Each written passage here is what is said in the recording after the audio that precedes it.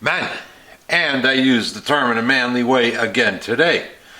The last couple of parts I needed, major parts anyway, to put Crusty, Musty, and Rusty back together again, arrived yesterday. So, with a little luck, by the end of today, it will be an engine again instead of a pile of parts lying around my shop. I got the wheels trued up. I got the indicator on the sprocket shaft right now, of course.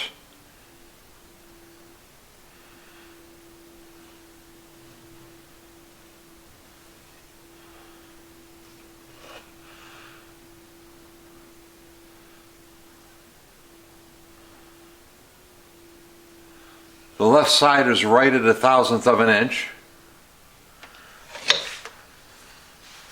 Move the indicator over to the right side, and it is about 1/2 thou.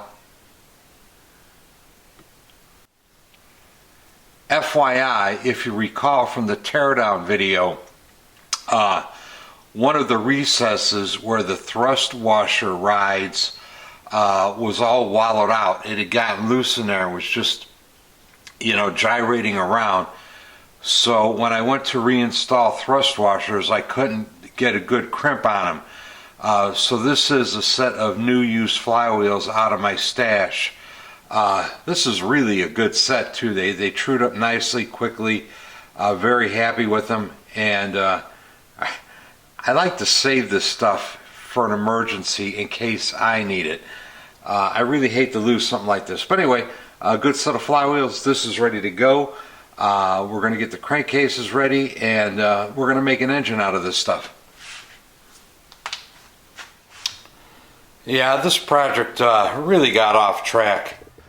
Spent a lot of time messing with crankcases I ended up not using. Spent a lot of time looking for new crankcases. Spent a lot of time waiting for the new cases to get shipped in. Went on vacation in the middle of the project. Finally ordered parts, but forgot 2 key parts that I needed. But while I was waiting for everything to come in, I got the heads done, got the cylinders done, put a cursory polishing job on the aluminum, so it's finally ready to go back together. Trans has been test fit. I got a clutch over there. Yeah, it's about ready to put this together. All right, just pulled the left case out of the oven. Been baking it at 350. Gonna go grab the Timken bearing race out of the freezer, and I'm gonna do that shrink fit thing over here. Let's see how it works this time. Bearings all frosty. Let's see how I make out. Whoa, that is nice. That's the way to put those in for sure. I'm gonna take a break while this is cooling off.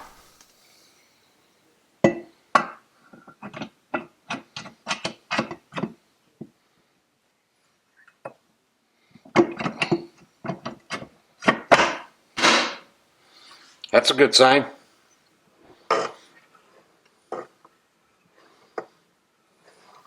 Okay, this is interesting.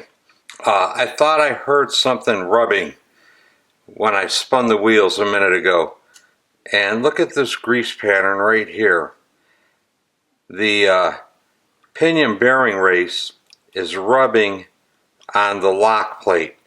I run into that a lot. And I just trimmed the lock plates. Of course, this one, judging by the pattern there's not going to be much left of that lock plate. But anyway, something you run into, something you need to be careful of. Engines that have been in service, a lot of times when I take them apart, I find rub marks on these lock plates. So this needs to be addressed. Here's the trimmed down lock plate. Let's see if that fixes my clearance issue. Let's give it.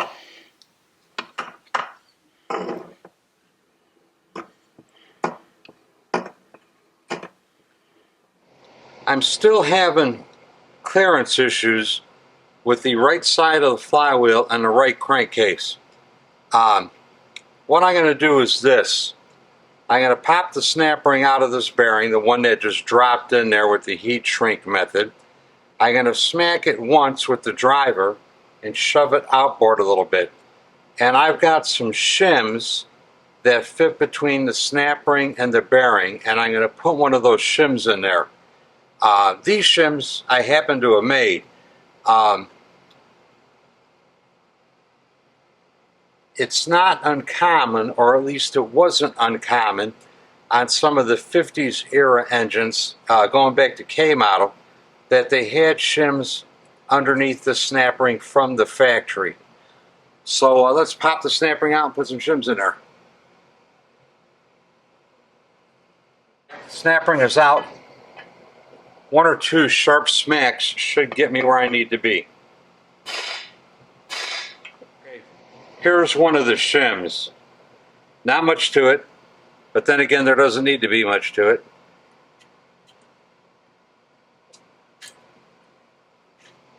It's in and it's below the snap ring groove.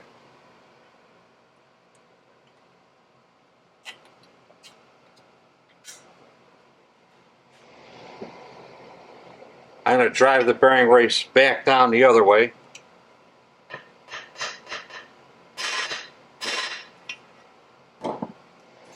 That looks good, and I think it's going to fix my problem.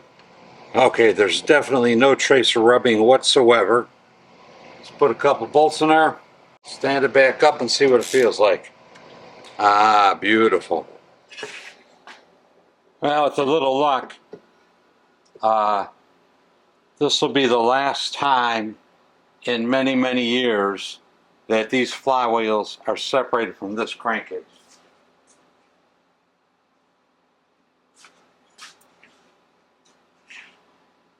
Don't forget the Timken spacer.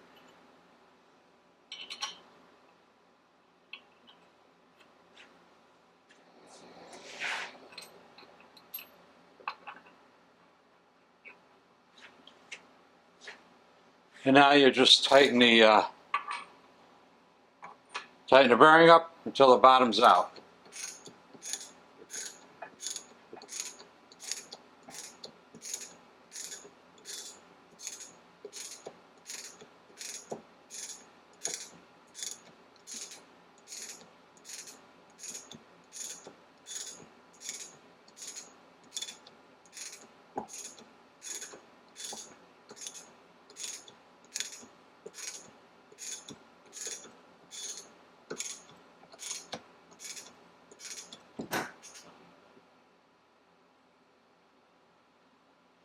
You should still be able to feel a little tiny bit of free play once you get the outer Timken bearing snugged up against the spacer and the inner bearing.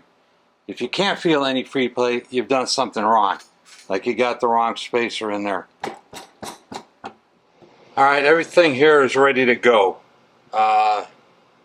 Flywheel, crank pin nuts, sprocket shaft nut, pinion nut, all torqued up. All the lock plates are in, a little drop of Loctite on the lock plate retaining screws. Surfaces are clean. The last thing I did on the other half of the crankcase was fix that roll pin that prevents the thrust washer from rotating, the main shaft thrust washer from rotating.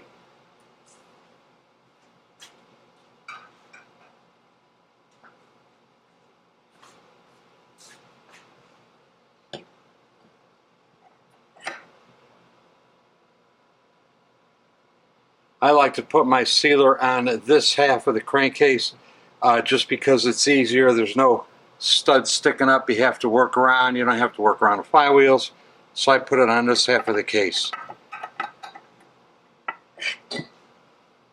I got all my hardware ready to go. So we may as well put this together.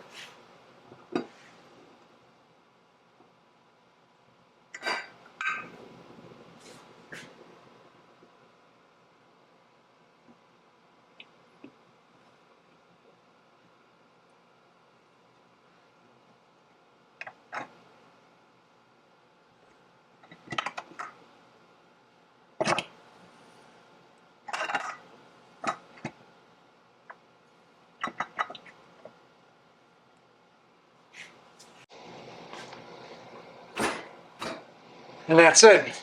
It's pretty even, so we'll get some bolts in it, get it snugged up. This engine is getting Stainless steel hardware. Because the other ship was so rusty, the stuff that came out of it. So stainless steel hardware means that it has to have a little anti-seize on each bolt.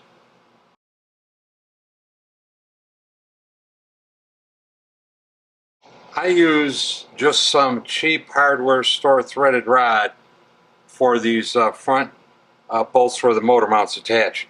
And this is just to draw the cases together to get a good seal on the Loctite 518 that's in there. If you get an engine from me, these are never intended to be permanently left. I gotta think this, hardware store threaded rod is the cheapest stuff money can make.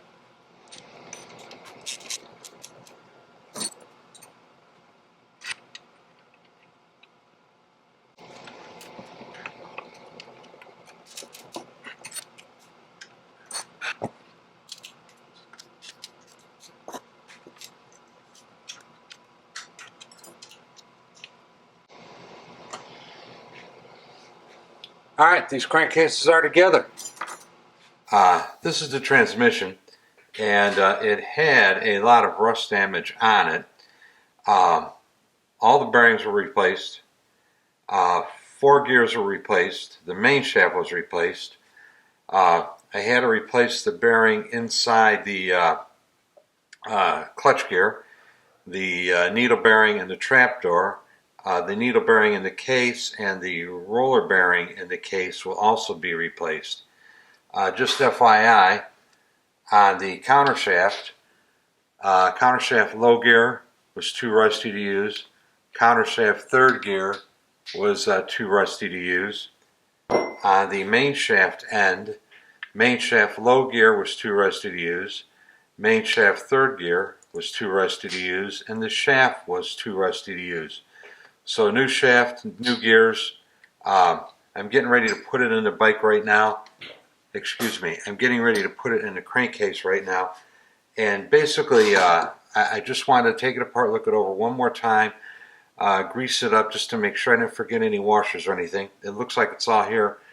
So we're going to slobber gobber it all up with grease and shove it in the hole and figure out what kind of thrust washers we need on it, and hopefully it'll be good to go.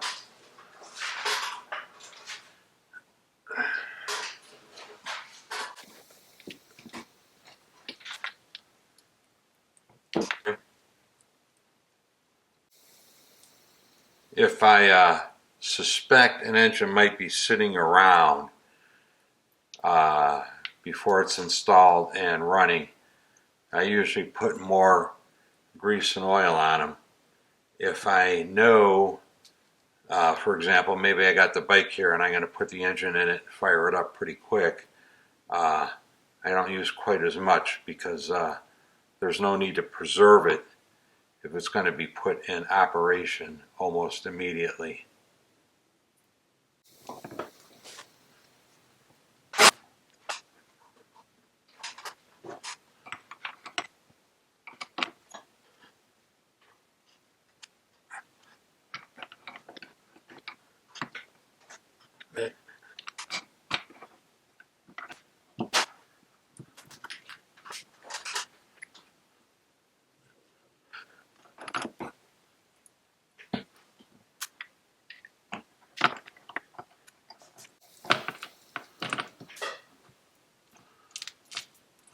And that's it, it's all in there. Cool. Okay, the trans is in the case. I just arbitrarily grabbed a couple of thrust washers, well, arbitrarily on the thin side, and the main shaft is going to need a thrust washer about 20 thousandths of an inch thicker. There is end play on the shifter shaft, so it's not binding up. And that leaves the counter shaft. I left the needle bearing out of the case because it's easier to check the counter shaft play And this one's going to need at least another 20 thousandths on it too. But the good news is it's in there. I'm going to pull it back out and start jimmying thrust washers around until I get the end place correct.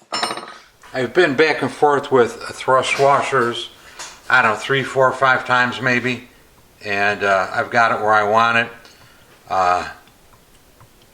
This feels like about 4 or 5, and the counter shaft feels like 3 or 4, maybe 5. So we're going to call that good to go. Okay, trans has been test fit 5 or 6 times. Closed end needle bearing is in. It's been run through the gears and it's just fine. The thrust washers are set. It's all greased up. So what I'm saying is I'm going to put this in for the last time.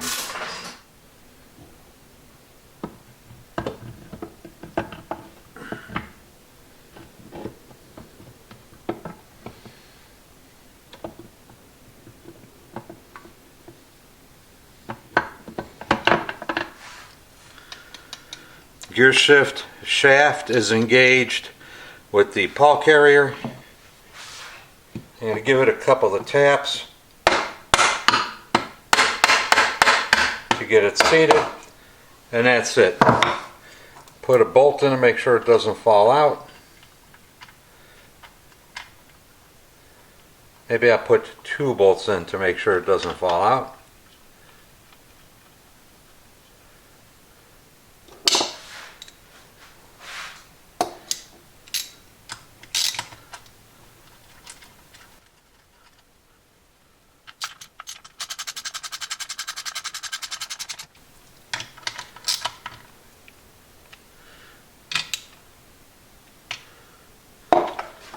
Let's make sure it still rotates. It does. Still in gear, well, still engaged. It is. The last step is the main shaft rollers.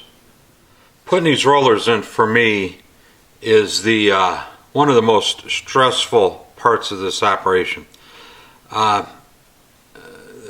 shaft, the race, and the rollers, when it's set up correctly, there's not a lot of play in there. And I have a new shaft, new rollers, a used race that looks almost brand new. Just due to manufacturing tolerance variations, it's entirely possible that these rollers are a little bigger, or the shaft is a little bigger than the standard size.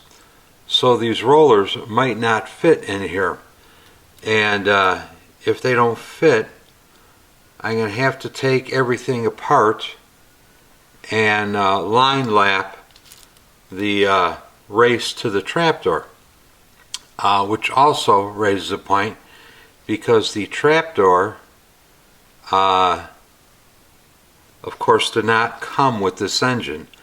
So those are a precision fit. They're pinned. Usually they interchange fairly easily, but sometimes they don't. And if the trapdoor is misaligned with the bearing race on this side, the rollers are all going to go in just a little bit crooked, which might make them not fit. Or if they're in a little bit crooked, they may fit and just wear real funny. And by funny I mean in a bad way. So there's a lot that could go wrong. I'm reaching off the side over here and dipping them in a little grease.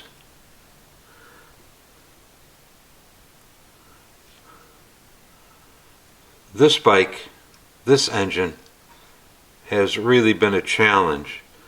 I started working on the other cases, and just to get them to the point where you could actually evaluate them took a lot of work.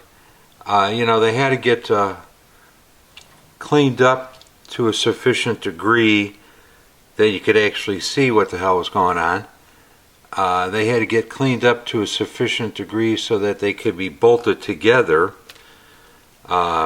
there was a little bit of welding on there that I wanted to get done before I checked them for warpage, because of course I might check it and it might be okay, then I might weld on it and it might not be any good. So I had to get them cleaned up to do a little welding on them. And you know, by the time I got it all in a configuration where I could actually check them out, then you find out they're no damn good. So that has been challenging. And then of course, you know, you got to fit all the old parts into the new crankcase. You never know whether that's going to work for sure. I charge, when I'm doing engines for guys, if you bring me a pile of junk parts that's never been assembled into an engine that ran, I charge you more money for that, because you know, you have to check everything. You know, you get a motor that's been running, at least you know it was a motor that ran, and you could be reasonably confident that the parts will all fit together. You know, you get a junker with mismatched gears and cases and trapdoor and cam cover, those can be a boatload more work, boy.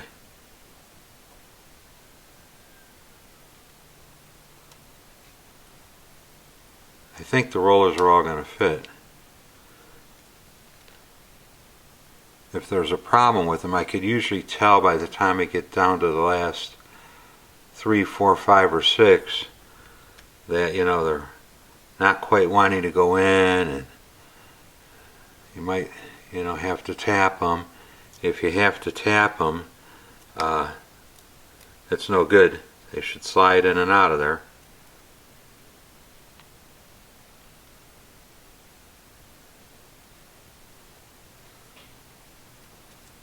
Ooh, and they all fit freely. How nice.